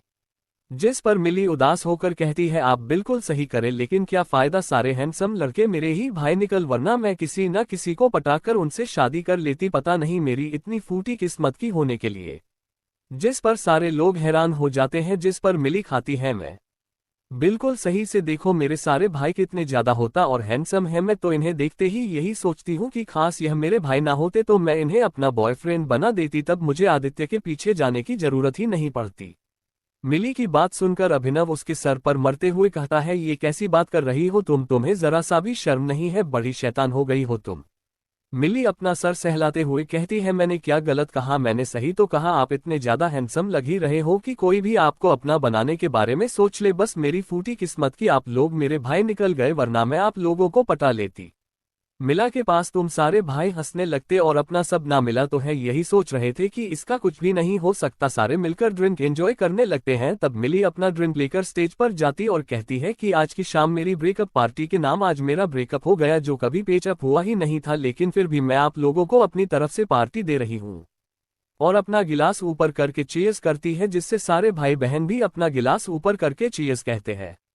फिर सारे भाई आपस में बात करने लगते हैं। तब अंश उन्हें बताता है कि मिली ने जो अभी कहा वह सब सच है, क्योंकि मैं स्कूल में पता किया है कि मिली ने आज ही आदित्य को छोड़ने के बारे में कहा है, जिससे मैं पहले हैरान हुआ था, लेकिन बाद में मुझे समझ में आया कि मिली अब बदल चुकी है। तब सारे भाई बहन खुश हो जाते हैं और अपने पार्टी एंजॉय करने लगते हैं। फिर थोड़ी देर बाद वो घर चले जाते, क्योंकि उन्होंने अपने वर्किंग टाइम में थोड़ा सा टाइम निकालकर अपने भाई बहनों के साथ स्पेंड करने के लिए क्लब आए हुए थे, सारे क्लब से निकालकर अपने अपने घर के लिए निकल जाते हैं। 6 मिलाने की बैटन से पूरी फैमिली हुई शॉक्ड। अब आगे सारे बच्चे अपना पार्टी एंजॉय करके घर आ जाते हैं। जब सारे घर में आते हैं तो उन्हें अपनी फैमिली लिविंग एरिया में बैठे चाय पीते हुए दिखती है। मिली उन्हें देखकर नहीं सोचती है कि पहली वाली मिली कितनी बेवकूफ थी, जो इतनी अच्छी और प्यारी फैमिली को इतना ज्यादा हॉट किया और उन्हें इतनी सिमुलेशन सहनी पड़े। लेकिन अब यह मिला ऐसा कुछ भी नहीं होने देता, यह अपनी फैमिली को बहुत ही ज्यादा प्यार करेगी और कभी भी इन्हें हट नहीं करेगी। जब सब सारे बच्चे को गेट पर देखते हैं तो चांदनी जी कहते हैं, तुम सब वहां क्या करें, आओ तुम सब भी फ्रेश होकर कुछ खा पी लो। जिस पर अभय करता है कि ओके ओके छोटी माँ भाभी जाकर फ्रेश होकर आते हैं। मिले भी उनके साथ ऊपर चली जाती है। दादाजी मिली को देखते हुए कहते हैं कि मिली आज काफी अलग लग रही थी प्लीज, पर दादी कहती है हाँ उसने हमसे माफी मेरी मांगी और उसने हमसे कहा कि वह आपसे ऐसा कोई भी काम नहीं करेगी जिससे हमें तकलीफ हो। जिस पर दादाजी कहते हैं कि आखिर उसे क्या हुआ जो ऐसी बातें कर रही है। जिस पर दादी जी भी कहती है पता नहीं, वह जब से कॉलेज चाहिए वह ऐसे ही बातें कर रही थी, लेकिन हमने उसे संभाले हो तो रो भी रही थी। जब दादाजी सुनते हैं कि मिली रो रही थी, वह काफी ज्यादा परेशान होकर दादी जी से कहते हैं क्या मिला रो रही थी और आपने उसे रन दिया? आखिर वह इसलिए रो रही थी, क्या कुछ हुआ था कॉलेज में? क्या किसी ने मेरी प्रिंसेस को परेशान किया? आखिर किसने की हिम्मत हुई जिसने मेरी प्रिंसेस को परेशान है? जिसने भी ऐसा किया होगा मैं उसे छोड़ूंगा नहीं। जिस पर दादी जी कहती है आप फिक्र मत कीजिए, मैंने उससे चुप कर दिया था पता नहीं क्यों, लेकिन आज मुझे मिली काफी ज्यादा बदले बदले नजर आए। जिस पर जाने की रहती है बिल्कुल सही कहा माँ आपने, मुझे भी मिली काफी ज्यादा बदली नजर आए। जहां उसके आंख में घमंड और एटीट्यूड हमेशा रहता था और आज उसकी आंखों में ऐसा बिल्कुल नहीं था, वह काफी ज्यादा लग रही थी। उसकी आंखों में मैं हमारे लिए बहुत सारा प्यार और अपने किए पर पछतावा देखा था। चांदनी जी के बात सुनकर राज जी कहते हैं कि कोई बात नहीं हम उसी से पूछ लेंगे। जिस पर दादाजी भी अपना सर हम नहीं लाते हुए कहते हैं ठीक है हम उनसे पूछ लेंगे, लेकिन आप लोग उसे परेशान मत कीजिएगा। अगर वह शादी की हम आदित्य की शादी किस कर दे तो हम ऐसा करने के लिए भी तैयार है, जिसमें हमारी प्रिंसेस की खुशी है हम वही करेंगे। इस बात से पहले तो सारे लोग को काफी ज्यादा बुरा लगता है, लेकिन फिर वह मान जाते हैं क्योंकि उन्हें अपने प्रिंसेस की खुशी उनके लिए ज्यादा मायने रखती है। सारे बच्चे फ्रेश होकर नीचे आ जाते और लिविंग एरिया में बैठ जाते हैं। दादाजी मिले को अपने पास बुलाते हैं और कहते हैं हमने सोचा है कि हम सिंह फैमिली से आपका और आदित्य का रिश्ता पक्का कर दे और हम आपकी और आदित्य की शादी की डेट भी फिक्स कर देंगे। जिस पर मिली कहते हैं बिल्कुल नहीं दादाजी, मैं उससे गधे से शादी बिल्कुल नहीं करूंगी। मैं भला इतनी ज्यादा खूबसूरत इंटेलिजेंट और मल्होत्रा फैमिली की प्रिंस, भला उसे गधे इंसान से क्यों शादी करेगी? मुझे नहीं करनी उसे गधे इंसान से शादी। मैं तो पहले अपना बिजनेस स्टार्ट करूंगी, उससे काफी ऊंचाइयों पर लैंग्वेज उसके पास शादी के बारे में सोचूंगी। मैं आदित्य के पीछे अपना फालतू टाइम बिल्कुल नहीं व्यस्त करूंगी। आपको मिस्टर सिंह के पास जाकर शादी फिक्स करने की जरूरत नहीं है। जिस पर सारी फैमिली हैरान हो जाती है, शिवाय मिली के भाई और बहनों के किसी को भी यकीन नहीं हो रहा था कि मिली 2 साल से आदित्य के पीछे पड़ी थी, लेकिन आज क्या हुआ कि उसने आदित्य से शादी करने के लिए मना कर दिया। सब हैरान होकर मिली को देख रहे थे। तभी अभय भी कहता है कि हाँ दादाजी मिली की शादी आदित्य से नहीं होगी, वह आदित्य मिला के लायक बिल्कुल भी नहीं है। वह मिली को नहीं बल्कि रोशनी को पसंद करता है और उसने कई बार हमारी प्रिंसेस की इंसल्ट भी की है। मैं ऐसे इंसान को अपनी बहन का हाथ नहीं दूंगा जो उसे हमेशा इंसल्ट और ह्यूमिलेट करे। अभिनव भी यही बात करता है। वह कहता है दादाजी हम अपनी प्रिंस की शादी आदित्य से नहीं करेंगे, प्रिंस जो चाहती है वह वही करेगी। वह चाहती है कि वह अपना बिजनेस स्टार्ट करो तो हम भी उसका उसी में साथ देंगे। आपको आदित्य की फैमिली से जाकर कुछ भी कहने की जरूरत नहीं है। अपने बच्चों की बात सुनकर सारी फैमिली काफी ज्यादा हैरान हो जाती है। चांदनी जी मिली को देखनी है और कहती है क्या हुआ बेटा, आप ऐसे क्यों बिहेव करें? आप तो आदित्य से बहुत ही ज्यादा प्यार करती थी ना, आप तो चाहती थी कि आपकी शादी आदित्य से ही हो। जिस पर मिली रहती है मैं चाहती थी लेकिन अब नहीं चाहती, मैं अब उसे बेवकूफ गति और घमंडी इंसान से शादी बिल्कुल भी नहीं करूंगी। वो एक कचरा का डिजाइन जो डस्टबिन को ही पसंद पड़ता है, मैं भला उसे कचरे के डिब्बे को क्यों ही पसंद करूंगी। मैं आदित्य से शादी बिल्कुल नहीं करूंगी। जिस पर अंश भी कहता है हाँ दादाजी हमें अब कोई भी फिक्र करने की जरूरत नहीं है, क्योंकि अब मिली को समझ में आ चुका है कि क्या सही है और क्या गलत, उसे किसे पसंद करना है और किसे नहीं। मुझे इस पर मिले भी कहते हैं हाँ दादाजी अब मैं समझ चुकी हूँ कि आदित्य मेरे लिए बिल्कुल भी राइट पसंद नहीं है। मैं बहुत ही बड़ी वाली बेवकूफ की जो उसके प्यार में पागल होकर उल्टी सीधे हरकत करती थी और आप लोग को हट करती थी, लेकिन अब मुझे समझ में आ चुका है कि मुझे उसे कचरे के पीछे पड़कर अपने आप को गंदा करने की जरूरत नहीं है। मुझे अब आदित्य में जरा सा भी इंटरेस्ट नहीं है। अपने बच्चों के बाथरूम का सारी फैमिली काफी ज्यादा खुश हो जाती है क्योंकि वह नहीं चाहती थी कि मेरी शादी आदित्य से हुई, क्योंकि सिंह फैमिली मल्होत्रा फैमिली की अराइवल थी। वह हमेशा मल्होत्रा फैमिली को नीचा दिखाने के लिए कुछ न कुछ करते रहते थे। अगर जब मिली और आदित्य की शादी हो जाती तो उन्हें मौका मिल जाता, वह मल्होत्रा फैमिली को नीचा दिखाते और नीचे गिरने की कोशिश करते हैं। लेकिन मिली को समझ आ चुका था कि उसे अपनी फैमिली को ही सपोर्ट करना चाहिए, इसलिए सारी फैमिली काफी ज्यादा खुश हो जाती है और करने की बेटा आपने बिल्कुल ठीक किया। आपको उसे आदित्य से भी अच्छा हस्बैंड मिलेगा जो आपको बहुत ही ज्यादा प्यार करेगा और आपके हर प्रॉब्लम और खुशी को वह आपके सामने से हटा भी देंगे और ला भी देगा। मिले भी कहती है बिल्कुल बड़े पापा, ऐसा ही होगा। मैं अपने लिए एक ऐसा हस्बैंड ढूंढूंगी जो मेरे नखरे उठेगी और मुझे हमेशा अपने दिल की रानी बनाकर रखेगी, लेकिन उससे पहले मैं अपने पैरों पर खड़ा होना चाहती हूँ। मैं नहीं चाहती कि कोई यह कहे कि मैं अपनी फैमिली के पैसे के बाल होते हैं इतना उड़ रही हूँ। मैं चाहती हूँ कि मैं सबको ये दिखाऊं कि मैं मिली मल्होत्रा भी अपने पैरों पर खड़े हो सकती है और उसे किसी के सहारे की जरूरत नहीं। जिसे उसके छोटे पापा कहते हैं कि बिल्कुल आंखें हमारे प्रिंस है ही इतनी ज्यादा इंटेलिजेंट कि वह कुछ भी करना चाहे तो कर सकती है। आपकी कृपा मत करो, तुमसे हम आपका साथ हमेशा देंगे। जिस पर मिली की खुश हो जाती है और अपने छोटे पापा के गले जाकर लग जाती है। जिसे उसके बड़े पापा कहते हैं कि भाई हमने भी तो अपने प्रिंसेस को सपोर्ट करने को कहा, लेकिन हमें तो किसी ने हक किया ही नहीं, लगता है वह हमें भूल गए। जिस पर मिली खुश होकर कहती है ऐसा हो सकता है, भला हम आपको कैसे भूल सकते हैं। जिस पर मिला के बड़े पापा भी खुश हो जाते हैं और उस बैठक कर लेते हैं। ऐसे ही सारी फैमिली एक दूसरे से बात करती है। उन्हें मिला के डिसीजन पर काफी ज्यादा खुशी हो रही थी कि मिल ने आदित्य को छोड़ने के बारे में सोच लिया था, लेकिन अंदर से उन्हें डर भी था कि कहीं मिला वापस से आदित्य के पीछे ना पड़ जाए। लेकिन उन्हें नहीं पता था कि यह मिली पहले वाले मिली नहीं थी जो आदित्य के पीछे घुमा करती थी। ये दूसरे वार्ड से आई हुई मिली है जो आदित्य को रति भर में पसंद नहीं करती और ना ही वह कभी आगे उससे पसंद करेगी। सारी फैमिली ऐसे ही एक दूसरे से बातें करते हैं और फिर सब मिलकर डिनर करते हैं। सब मिला को काफी ज्यादा पैम्पर करके उसे प्रिंस स्टाइल का ट्रीटमेंट दे रहे थे और जिसे मिली हुई काफी ज्यादा एंजॉय कर रही थी, क्योंकि आज से पहले उसे कभी इतने प्यार और इतना अच्छा खाना नहीं मिला था। वह हमेशा सिंपल अस्ते खाने खाती थी। उसे ना तो इतना वक्त था ना ही इतना पैसा कि वह बड़े हो होटल में जाकर एक बढ़िया सा डिनर करे, लेकिन इस जिंदगी में उसे सब कुछ मिल रहा है जो उसे काफी ज्यादा खुशी दे रही थी। सारे लोग ऐसे ही हंसी खुशी अपना डिनर फिनिश्ड करते हैं। उसके बाद सारे लोग अपने कमरे में सोने के लिए चले जाते हैं। आखिर क्या होगा आगे, आदित्य को मिली का बदला हुआ रूप देख कैसा रिएक्ट करेगा, आखिर क्या होगा, इस कहानी में जानने के लिए देखते रहिए। 7 मिली की तारीफ सन। खुश हुई मिली। मिली अपनी फैमिली के साथ हंसी खुशी ऐसी बातें करती है और फिर 3 टाइमिंग टेबल पर बैठकर सारे लोग मिलकर खाना खाने लगते हैं। डिनर करके सारे फैमिली मेंबर सोने के लिए चले जाते हैं। अब आगे सारे लोग अपने रूम में सोने के लिए चल रहे जाते वही मिले अपने रूम की तरफ जा रहे थे। वह अपने रूम का दरवाजा खोलकर अंदर चली जाती है और अपने रूम को देखने लगती है, क्योंकि उसे अपना रूम बहुत ही ज्यादा पसंद आया था। पहले वाले रूम में इतनी ज्यादा खास चीज नहीं हुआ करती थी, जरूर की चीज हुआ करती थी, लेकिन इस रूम में वह हर चीज थी जो एक लड़की को चाहिए थी। हर लड़की का सपना अपना पर्सनल रूम का होता था जिसमें उसकी सारी जरूरत की चीज होती थी, उसमें उसकी हर एक ख्वाहिश के हिसाब से रखी गई चीज होती थी।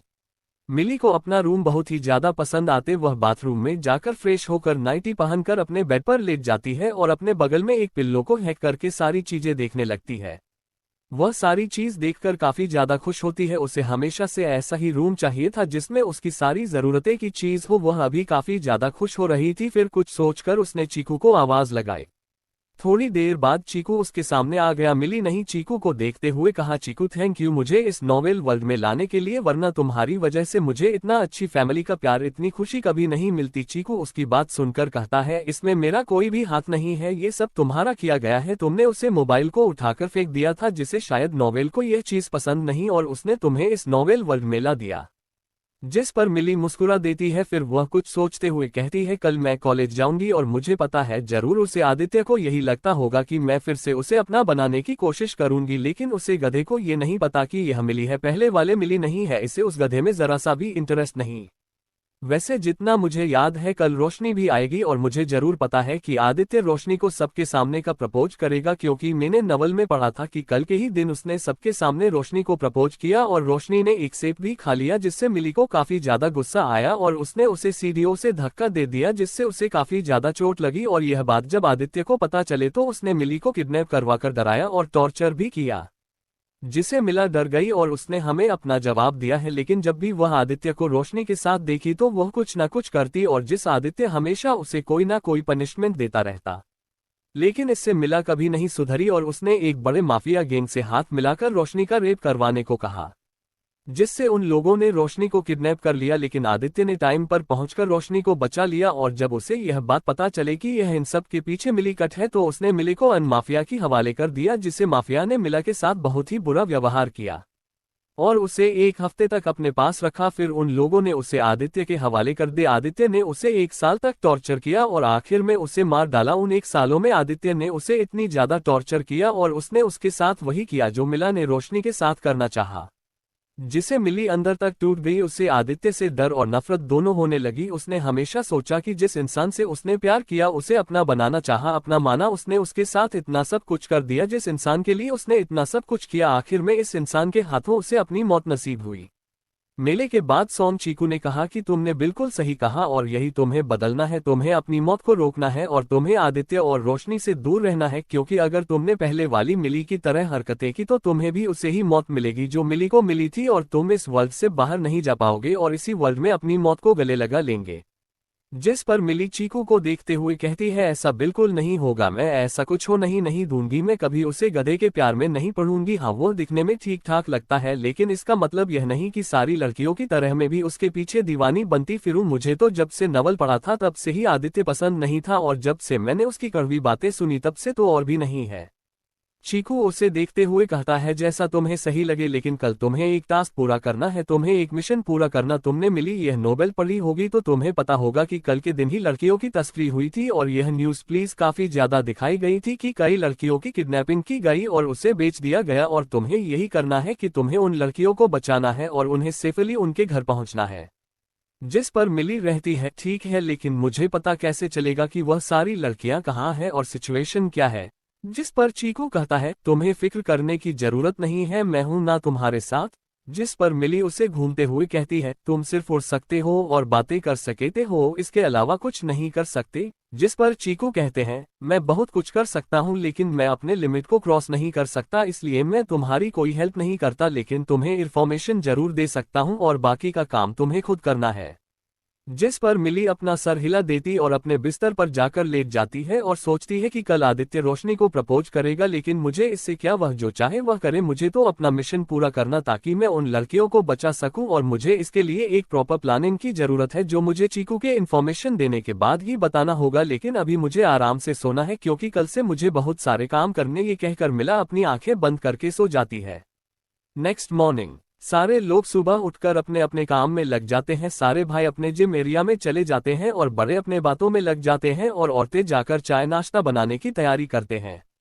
सारे लोग डाइनिंग एरिया पर आते हैं और नाश्ता करने के लिए बैठ जाते हैं। वहीं मिली अपने रूम में सूरज की किरणें उसके चेहरे पर पड़ने से उठ जाती है। पहले तो उसे कुछ समझ में नहीं आता, लेकिन कुछ देर बाद उसे सारी चीज समझ में आ जाती है। तो वह खुशी खुशी उठकर बाथरूम में चले जाते हैं और नहा धोकर बाहर आती है और अपने क्लोजर में चली जाती है। जब वह क्लोजेट का दरवाजा खोलती है तब अपने सामने का नजारा देखा वह हैरान हो जाती है। वह हैरानी से सारी चीज देखने लगती है क्योंकि उसके क्लोजेट रूम में बहुत सारे एक्सपेंसिव ड्रेस, शूज, बाइक्स और बहुत सारी ज्वेलर्स रखी हुई थी। मिली उन्हें देखकर काफी ज्यादा हैरान और खुश हो जाती है और उन सारी चीजों को देखकर कहती है, ये सारी चीज कितनी ज्यादा खूबसूरत है, और सारे चीजों को टच करके देखने लगती है और सोचती है कि बड़े लोगों की लाइफ कितनी ज्यादा अच्छी होती है, उन्हें वह हर चीज मिलता है जो वह चाहते हैं। हाँ, बहुत लोगों की जिंदगी में ऐसा होता है कि उन्हें सब कुछ मिलता है लेकिन खुशी नहीं मिलती, लेकिन मेरी लाइफ में तो पहले दुख आए, अब खुशियों ना दस्तक दिए तो मैं इन्हें जरूर अपने गले लगाऊंगी। और वही ये सब सोकर खुशी से सारी चीज देखने लगती है और उनमें से कुछ ड्रेस निकाल कर पहनकर बाहर आ जाती है। वह ड्रेसिंग टेबल के सामने खड़ी हो जाती है और अपने बाल सुख का हाफ पोनीटेल कर लेती है और कुछ बोल अपने चेहरे पर कर लेती है और हल्का सा मेकअप लगाकर तैयार हो जाती है। उसने आंखों में काजल और होठों पर लिप बाम लगाया था और चेहरे पर हल्का सा पाउडर, इसी में वह काफी ज्यादा खूबसूरत लग रही थी। उसने बैगी जीन्स पर टॉप पहना था और हाफ जैकेट जिसमें वह बहुत ही ज्यादा प्यारी लग रही थी। वह अपना बैग और मोबाइल लेकर बाहर निकलती है और डाइनिंग एरिया की तरफ आने लगती है। वह सबको देखकर गुड मॉर्निंग विश करती है। जब सारे लोग मिली को देखते हैं तो सारे हैरान हो जाते हैं और उसी में खो जाते हैं क्योंकि मिली इस वक्त काफी ज्यादा प्यारी और मासूम लग रही थी। वह किसी छोटे बच्चों की तरह लग रही थी। जब मिला देखते हैं कि सारे लोग उसे ही देख रहे हैं तो वह सबको देखते हुए कहती है, क्या हुआ, जिस पर सारे लोग होश में आ जाते हैं और सबसे पहले दादाजी मिली को देखते हुए कहते हैं, हमारे प्रिंसेस बहुत ही ज्यादा प्यारी लग रही है।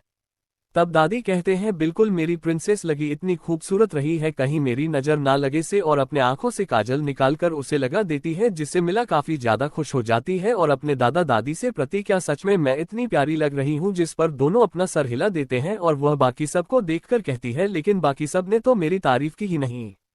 जिस पर मिला के बड़े पापा नील मल्होत्रा कहते हैं, ऐसा नहीं है बेटा, आप इतनी ज्यादा खूबसूरत लग रही है कि हमें शब्द ही नहीं मिले आपकी तारीफ में बोलने के लिए। जिस पर मिली की बड़ी माँ माया मल्होत्रा जी कहती है कि बिल्कुल सही, हमारे मिली इतनी प्यारी लग ही रही है कि मुझे ये डर बैठ गया कि कहीं किसी ने मेरी इतनी खूबसूरत मिली को देख लिया तो सारी लड़कियों को हार्ट अटैक ना आ जाए। जिस पर सारे लोग हंसने लगते हैं। तभी चांदनी जी कहती है, मेरी बेटी है ही इतनी प्यारी, वह बहुत ही खूबसूरत और बहुत ही अच्छी है। तब राज जी कहते हैं, बिल्कुल, आखिर बेटी किसकी है। जिस पर मिला के छोटे पापा कहते हैं, भले ही वह आपकी बेटी है लेकिन वह हमारी प्रिंसेस भी है, तो अपना क्रेडिट लेना बंद करो। तुम मेरी बेटी हमेशा से ही खूबसूरत है तो उसका क्रेडिट तुम तो बिल्कुल ही ना लो। हमारे घर में हर कोई काफी ज्यादा खूबसूरत है क्योंकि ये हमारे जीन्स में, तभी तो हमारे बच्चे जितने ज्यादा हैंडसम और खूबसूरत है उतने ही ज्यादा इंटेलिजेंट भी। तब अभय कहता है, मेरी प्रिंसेस सबसे ज्यादा खूबसूरत है। जिस पर बाकी भाई बहन भी उसकी तारीफ करते हैं। सारे घर वालों की तारीफ सुन मिली को काफी ज्यादा खुशी होती है क्योंकि इससे पहले जब आना थी तब उसकी किसी ने भी तारीफ नहीं की थी। यहाँ तक कि जहाँ वह जॉब करती थी वहाँ भी उसे काम में काफी ज्यादा नुकसान निकल जाते थे, इसलिए जब समय उसकी तारीफ की तो मिली को काफी ज्यादा खुशी महसूस हुई। वह सबको थैंक यू करके अपने भाइयों के पास बैठ जाती है। तब अभय उसके लिए ब्रेकफास्ट निकालकर प्लेट में रखना लगता है। वह हर चीज काफी ध्यान से रख रहा था ताकि उसकी प्रिंस को हेल्दी और टेस्टी खाना मिले क्योंकि मिली ज्यादातर खाने में नखरे दिखाती थी और वह हमेशा अपने भाइयों और मॉम दाद के हाथों से खाना पसंद करती थी। इसलिए जब अभय ने मिली के लिए ब्रेकफास्ट निकाल दिया तो उसे अपने हाथों से खिलाने लगा। मिली अपने भाई के हाथों से खाकर काफी ज्यादा खुश और इमोशनल हो जाती है। उनकी उपास मन से ही वह आना थी और उसके कोई दोस्त भी नहीं था कि उसे इतना प्यार दे और माँ बाप की कमी महसूस होती थी, लेकिन इस परिवार में आकर उसे हर चीज मिले। उसे भाई, माँ बाप, बहन, दादा दादी, बड़े पापा, हर एक रिश्ते की खुशी मिली और अपने भाई के हाथों से खाकर उसे और भी ज्यादा इमोशनल फूल हुआ क्योंकि आज तक किसी ने भी उसे अपने हाथों से नहीं मिला था, इसलिए अपने भाई के हाथों से खाकर वह काफी ज्यादा इमोशनली फूल कर रही थी। अभय जब उसे इस तरह देखते हैं तो उससे पूछता है, क्या हुआ प्रिंसेस, आप ऐसे रो क्यों रहे हैं। जिस पर मिली अपने इमोशनल को कंट्रोल करते हुए कहती है, कुछ नहीं, मैं आप लोग के साथ इतना बुरा भी है क्या, फिर भी आप लोग मुझसे इतना प्यार करते हो और आप मुझे अपने हाथों से खिला रहे हो, इसलिए बस बुरा लगा कि मैं अब लोग के साथ इतनी बदतमीजी की। चैट आदित्य ने किया रोशनी को सबके सामने प्रपोज। अब तक हमने सुना कि अभय जब उसे इस तरह देखते हैं तो उससे पूछता है, क्या हुआ प्रिंसेस, आप ऐसे रो क्यों रही हैं। जिस पर मिली अपने इमोशनल को कंट्रोल करते हुए कहती है, कुछ नहीं, मैंने आप लोग के साथ इतना बुरा बिहेव किया, फिर भी आप लोग मुझसे इतना प्यार करते हो और आप मुझे अपने हाथों से खिला रहे हो, इसलिए बस बुरा लगा कि मैं अब लोग के साथ इतनी बदतमीजी की। अब आगे मिली की बात सुनकर अभय कहता है, इसमें रोने की कोई बात नहीं, हमने तुम्हें माफ कर दिया, अब तुम फिक्र मत करो। जिस पर मिली अपना सारा हाँ में हिला देती है और अपना ब्रेकफास्ट एंजॉय करने लगती है। तब अभिनव कहता है, मैं तुम्हारे कॉलेज की तरफ से जा रहा हूं तो मैं तुम्हें ड्रॉप कर दूंगा। जिस पर मिली खुश होते हुए कहती है, ओके भाई, मैं अपना बैग लेकर आता हूँ। फिर मुझे अपना ब्रेकफास्ट फिनिश करके अपना बैग लेने चले जाती है। वह अपना बैग लेकर अभिनव के साथ बाहर चली जाती है। वहीं पीछे दादाजी अपनी कड़क आवाज में अभय और बाकी भाइयों से कहते हैं, तुम मिली के पीछे अपने गॉड्स तैनात कर दो, मैं अपनी पोती को किसी को भी हट करने नहीं दूंगा। जिस पर उसके सारे भाई अपना सर हाँ हिला देते।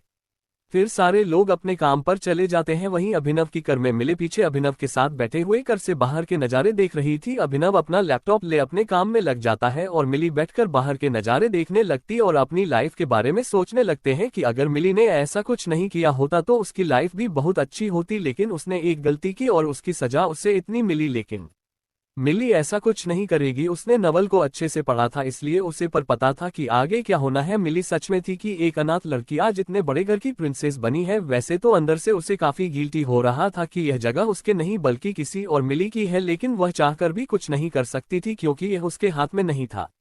मिली यही सब सोच रही थी कि थोड़ी देर बाद मिली और अभिनव की कार आकर मिली के कॉलेज के गेट पर आकर रुक जाती है। अभिनव मिली को देखते हुए कहता है, तुम अपना ध्यान रखना, अगर कुछ हो तो तुम मुझे कॉल कर देना। जिस पर मिली कहती है, डोंट वरी भाई, मैं अपना ख्याल रख लूंगी और मुझे कुछ भी प्रॉब्लम होगी तो मैं उसे हैंडल भी कर लूंगी और ज्यादा हो जाए तो मैं आपको कॉल कर दूंगी। इस पर अभिनव भी हाँ मैं सर हिला देता है। मिला कर से बाहर निकलती है और अपने भाई को बाय करके क्लास की ओर चली जाती है। वही अभिनव अपनी बहन को देखकर अपने ऑफिस की तरफ निकल जाता है। जब मिली कॉलेज के गेट से अंदर आती है तो सारे लोग उसे देखकर काफी ज्यादा हैरान हो जाता है। उन्हें मिली आज काफी ज्यादा क्यूट और प्यारी लग रही थी। सारे लड़की तो मिली को देखकर आहें भरने लगते हैं। उन्हें मिली आज कुछ ज्यादा ही प्यारी लग रही थी और लड़कियां चलन से मिली को देख रही थी। उन्हें मिली की खूबसूरती से काफी ज्यादा जलन और गुस्सा आ रहा था। बहुत सारी लड़कियां इतना सारा मेकअप करने के बाद भी इतनी खूबसूरत नहीं थी जितनी मिली हल्का सा मेकअप में इतनी खूबसूरत लग रही थी।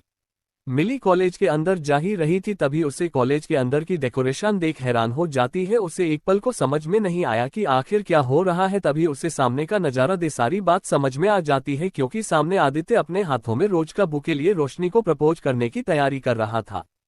फिर थोड़ी देर बाद रोशनी भी वहां आती है तो आदित्य मिली को देख एक नजर दिए रोशनी के सामने घुटनों के बल बैठ जाते हैं और रोशनी को देखते हुए कहता है कि रोशनी, मैंने जब से तुम्हें पहली बार देखा तब से मैं तुम्हें पसंद करने लगा। मुझे तुम्हारी सादगी, तुम्हारी अच्छाई काफी ज्यादा पसंद है। तुम बाकी लोगों से अलग हो। तुमने कभी भी मुझे अपना बनाने के लिए कोई भी ट्रिक यूज नहीं की, नहीं किसी और की तरह मेरे पीछे भागी, बल्कि तुम बाकी उसन सब से काफी ज्यादा अलग हो। तुम सबसे अच्छी और सबसे ज्यादा खूबसूरत हो। बाकी लोग तो अपने चेहरे पर न जाने कितने सारे मेकअप, प्लास्टिक सर्जरी करवाकर अपने आप को खूबसूरत दिखते हैं, लेकिन तुम नेचुरली काफी ज्यादा खूबसूरत हो और तुम्हारे इसी सादगी और खूबसूरती से मैं प्यार कर बैठा। मैं तुम्हें अपनी गर्लफ्रेंड बनना चाहता हूँ, क्या तुम मेरी गर्लफ्रेंड बनोगी? जिस पर रोशनी हल्का घबराहट है कहते हैं, ये तुम क्या कह रहे हो आदित्य? अगर इस बात पर मिली को काफी ज्यादा गुस्सा आया तो अगर उसे तुम्हारा मुझे प्रपोज करता देख उसे बुरा लगा तो कहीं उसे बुरा न लग जाए, इसलिए तुम ऐसा मत करो, क्योंकि मिली तुम्हें बहुत ही ज्यादा चाहती है, वह तुमसे बहुत ही ज्यादा प्यार करती है। जिस पर आदित्य कहता है, मुझे किसी के चाहने या ना जाने से फर्क नहीं पड़ता, मैं तुम्हें पसंद करता हूँ इसलिए मैंने तुम्हें प्रपोज किया। अगर इस बात से किसी को बुरा लगता है तो इसमें मेरी कोई गलती नहीं। तुम बस ये बताओ कि क्या तुम मेरी गर्लफ्रेंड बनोगी? जिस पर रोशनी घबराते हुए मिली को देखने लगती है। मिली रोशनी को इस तरह घबराते हमें अपनी तरफ देखते हैं, अपने भौहे ऊपर कर लेती है जैसे पूछ रहे, तुम मेरी तरफ क्यों देख रही हो? तब रोशनी कहती है कि देखो मिली, मेरा ऐसा कोई भी इरादा नहीं था। मुझे पता है कि तुम आदित्य को पसंद करती हो। मुझे पता है कि मैं बहुत ही ज्यादा गरीब हूँ, इसलिए तुम्हें नहीं पसंद कि आदित्य मेरे पास आए, इसलिए मैं पहले कह देती हूँ कि मैं आदित्य से दूर रहूंगी और मैं उससे दोस्ती भी नहीं करूंगी। तुम प्लीज गुस्सा मत करना और बुरा मत मानना, तुम ही आदित्य के लिए अच्छी हो। मैं तो एक गरीब और बिन माँ बाप की लड़की हूँ, मेरा इस दुनिया में तो कोई नहीं है। आदित्य को मैंने अपना दोस्त माना और आदित्य के दिल में मेरे लिए ऐसी फीलिंग है, तो इसमें मेरी कोई गलती नहीं है। प्लीज तुम आदित्य की बातों से बुरा मत मानना, उसके दिल में जो था उसने यह बात की जिसे तुम बुरा मत मानना। मिली रोशनी की नौटंकी देख रही थी, उससे समझ में आ चुका था कि यह फीमेल लीड सिर्फ दिखाने में मासूम और भोली भाली, लेकिन आसन में यह एक नंबर की चालाक लड़की, एक नंबर की ग्रीन टी है, जो सामने मासूम भोली भाली रहती है और पीठ पीछे खतरनाक लड़की है जो चाहे वह कर सके और अपना इल्जाम मासूम बन दूसरे पर डाल सके। मिली उसे देखते हुए कहती है, तुम्हें जो करना है वह करो, मुझे इससे कोई फर्क नहीं पता। मैं अब इस इडियट में जरा सा भी इंटरेस्ट नहीं। अगर ये तुम्हें प्रपोज करता है तब तो काफी खुशी की बात है और congratulations, you both are in relationship. और हाथ उठाकर तालियां बजने लगती है। उसकी बात सुनकर वहां खड़े सारे लोग हैरान हो जाते हैं। उन्हें लगा था कि मिली यह सब देखेगी और बातें सुनेगी तो उसे काफी ज्यादा गुस्सा और बुरा लगेगा, लेकिन यहाँ तो अलग ही सिचुएशन हो गई है। ना तो उसने आदित्य से इस बारे में कोई बहस की और ना ही रोशनी को हर्ट किया। इनफैक्ट वह उनके रिलेशनशिप से कोई भी फर्क नहीं पड़ रहा था, जैसे उसे आदित्य के होने या ना होने से या उसे किसी और को प्रपोज करने से जरा सा भी फर्क ना पड़ रहा हो। उसने आदित्य की तरफ देखा, फिर रोशनी की तरफ देखकर कहा, तुम दोनों को मेरी तरफ से काफी सारी बधाइयां। अब से तुम दोनों गर्लफ्रेंड बॉयफ्रेंड है। तुम दोनों साथ में काफी ज्यादा अच्छे लग रहे हो। भगवान तुम्हारी जोड़ी सलामत रहे और मैं तो कहती हूँ तुम दोनों शादी कर लो, ये तो और अच्छी बात हो जाएगी।